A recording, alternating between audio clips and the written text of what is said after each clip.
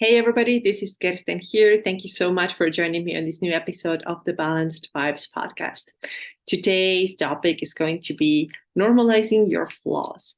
I'm putting the flaws in air quotes because a lot of the times the normal things that happen with our bodies are not flaws. We just perceive them as such because of media or other people seemingly look better, whatever. So we start thinking that these things, such as cellulite or rolls or wrinkles, they are our flaws, and we have to get rid of all of them in order to be good. So of course, today's episode is going to be about body acceptance, and I want to encourage you to be more accepting towards yourself.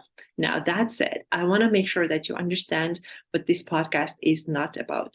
And it's not about this body positivity movement that sometimes gets a little bit out of hand, in my opinion. So this is the type of body positivity movement where we're saying that everybody who has a body composition goal, who wants to lose fat, who wants to build muscle and lose weight, they are obsessed. They don't love themselves. They probably hate themselves, and they're absolutely crazy people. They don't know what self-love is. This is something that I don't agree with at all. And if you have been a listener for a long time, you already know that with my own history of overcoming hypothalamic amenorrhea and gaining quite a bit of body fat, more than what I was comfortable with and more than was actually needed for me, for a moment, I was in these circles where I started hearing this message more and more. And at first it was like, yes, it's okay to be this way. But then when I started to realize that, wait a minute, like being overweight can actually be uncomfortable. Being out of shape can be uncomfortable.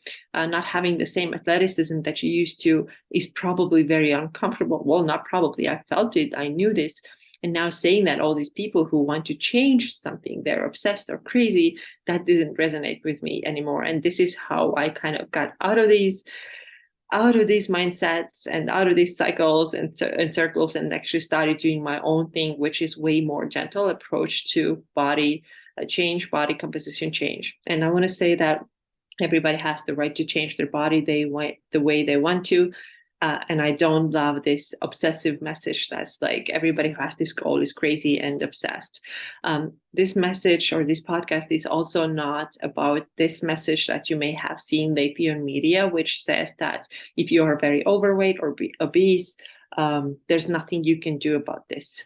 This is just genetics, and you're just a victim. I don't love this type of victim mentality. And by the way, this is not factual at all. There's a lot we can do about our body shape and size, and obesity is a problem, and it's not a genetic problem most of the time. 99% of the time, it really isn't.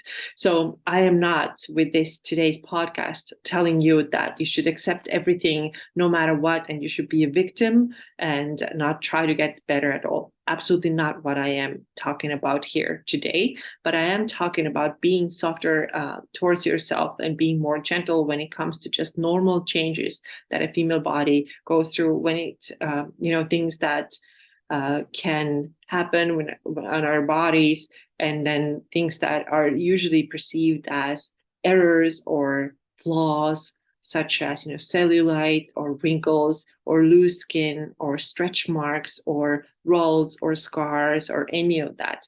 I want to say that all these things are totally normal. There's nothing wrong with that. And I have all of that too, almost all of that too. Cellulite, absolutely. I'm noticing more loose skin for sure, right? I'm noticing more wrinkles. Yeah, what am I going to do about this?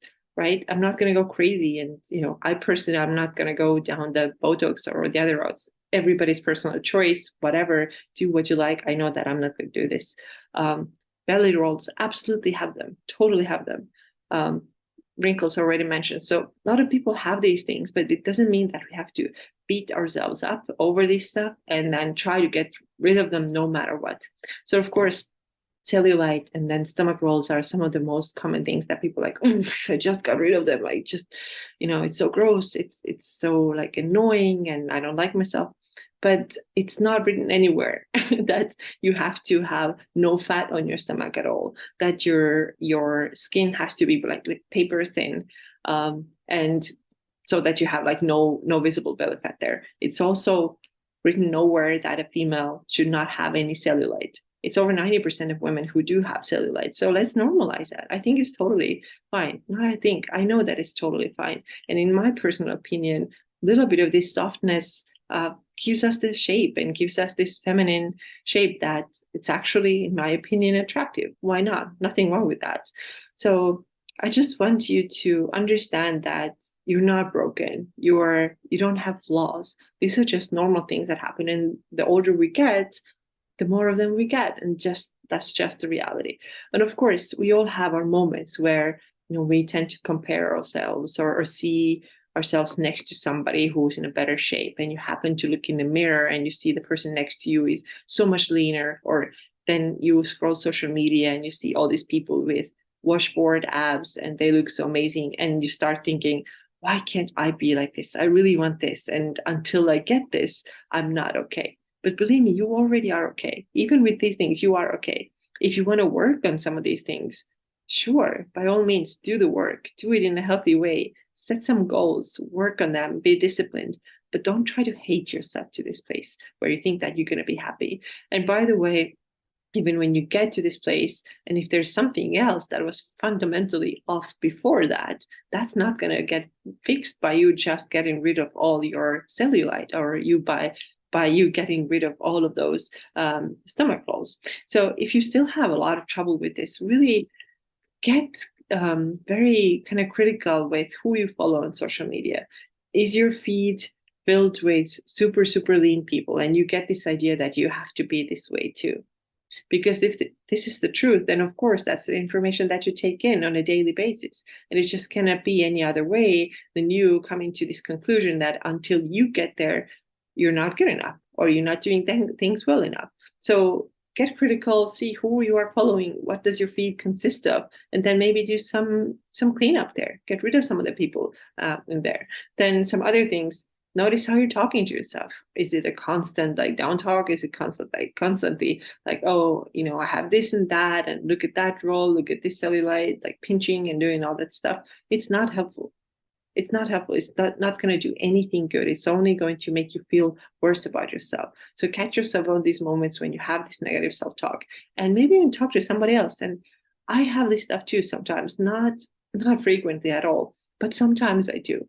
And actually just had one of these moments in this last weekend. I shared a couple of episodes ago that we had this salsa training, right? 2 days. And I noticed that we have those like big mirrors in the room where we're dancing. And I've noticed like I'm really so much bigger. Oh my God, I'm so much bigger than all the other ladies there. And I was thinking about it and kind of started to bother me. I'm like, why is it like this? And I came home and I felt like I have to talk about this a little bit. So I talked about it with my husband. He tells me, well, but you also lift weights. And a lot of people who are dancing probably don't do that. And yeah, it's actually true, and there's nothing wrong with that. It's true that I have very broad shoulders, right? I do carry stomach fat, I do have belly rolls.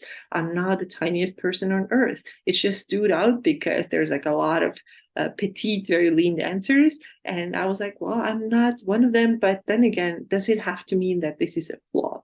Is it a mistake? Is it an error about me? No, it's not. So sometimes it helps to talk about it with somebody. Maybe it's your husband or boyfriend or your partner, or maybe it is your coach. So that brings me to the next point. If you want to work on some of these goals with somebody who will help you to get in this shape where you feel a little bit more comfortable, do your homework and make sure that the person you're going to work with is thinking similarly to you.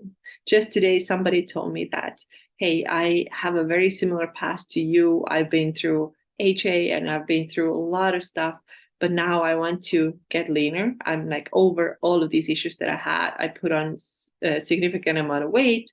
I'm feeling pretty good, but I do want to get leaner.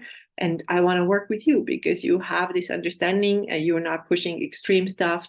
There's another trainer that I'm following and she's putting people on really low calorie diets and asking them to do a ton of cardio. But I want to work with you because you're not like that. And of course, yeah, I'm not. So if you want to work with somebody who is really, really hardcore and makes you do tons of cardio and takes all the food away from you, find that coach. But I'm different. So make sure that you find the person find that person that you're going to work with is the right person for you who thinks similarly, right? So that you know what to expect once you start working together. So it's not going to be like, oh, I expected it to look something completely different. So do your homework. Stalk that person on social media for a little bit, see what they're about, maybe listen to watch their videos, whatever, read their emails, whatever they're doing, and see if this would be a good fit for you. So I guess the bottom line here today is, take responsibility and work on your goals if you have those goals, but don't obsess over them, right? Don't go crazy thinking that, oh, as long as I don't have those abs, or as long as I don't get rid of all of my cellulite, um, nothing good can happen, or I cannot move on in my life, or I cannot celebrate this and that, or I cannot go to the beach. All this is wrong, right? You can start doing these things right away while working on those goals that you have.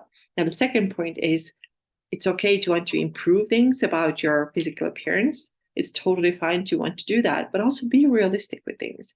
Be realistic. Like, is it realistic for you to have the same body that you had when you were 17 years old? Some people tell me sometimes, like, I want to fit in this high school dress. Okay, but why? Like, what is the thing that you are now maybe 47, you were 17 then? It's not to say that you cannot have goals and you cannot get leaner. Of course you can, but do we have to be so intense about it and have this pretty unrealistic goal that we're going to look the same that we did when we were 17? I don't know. I don't want to look the same way I looked when I was 17. That was a girl. Now I'm a woman. So there's a big difference.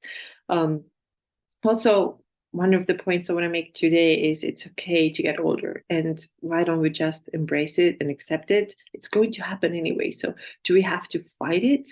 I think there's within reason, you're going to do self-care and, skincare and all that kind of stuff, which is pretty normal part, I think, everybody's daily routines, but we don't have to go to extremes with this stuff too. Again, this is everybody's choice if they want to use like Botox, or I don't know, change certain things like surgically, whatever. Like, I'm not telling anybody what they should do.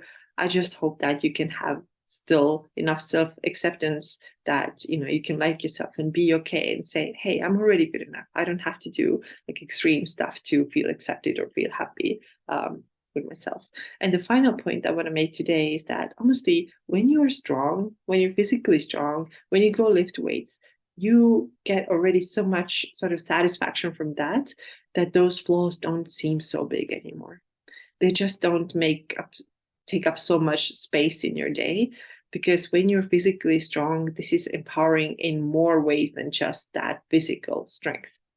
You're also becoming mentally stronger. You're understanding, you're almost like you're getting yourself more. You are becoming more of who you were meant to be. When you are also physically stronger, you feel more empowered. And then the small stuff becomes more and more insignificant. So I hope that you lift weights and feel empowered, because it will really help you to kind of get a better sense of who you are. And when you feel physically stronger, you also feel mentally stronger. This is just a fact. So the little things don't bother you as much anymore. So I hope this episode was helpful for you today. Just a little pep talk, maybe if you're struggling with any of this, if you think that you have to be perfect, get rid of every little single perceived flaw in your body. You don't have to, and you can start living your life the way you want it to be already today. So don't wait. All right, this is all I have for you today. Thank you so much for watching or listening, and I'll see you again very soon. Bye.